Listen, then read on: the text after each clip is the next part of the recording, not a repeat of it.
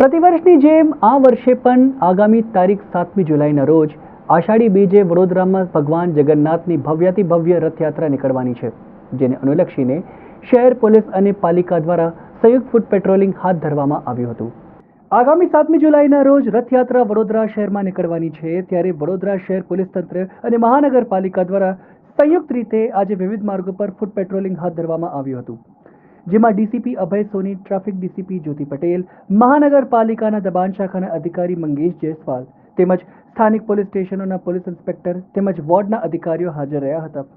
Road ઉપર આવતા તમામ દબાણો તેમજ રોડ રસ્તાની વચ્ચે આવતા દબાણો દૂર કરવા સૂચનાઓ આપવામાં આવી હતી। સુવ્યવસ્થિત રીતે ભગવાન જગન્નાથ રથયાત્રા સુચારુ રીતે વડોદરા શહેરમાં નીકળે તેનું ખાસ ધ્યાન રાખવામાં આવ્યું હતું। કોર્પોરેશનની ટીમ અને વડોદરા શહેર પોલીસ બંને ભેગા મળીને જે આગામી 7મી તારીખે રથયાત્રા આવનાર છે,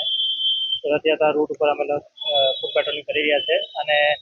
રૂટમાં જે પોઈન્ટ છે કોર્પોરેશનને લગતના અને પોલીસ લગતના બધા અમે નોટ કરી રહ્યા છે।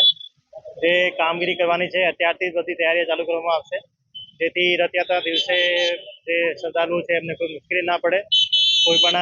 જે કોર્પોરેશન લગતની કામગીરી બાકી ના રહે, આ બધું અત્યારે અમે લોકો જોઈ રહ્યા છે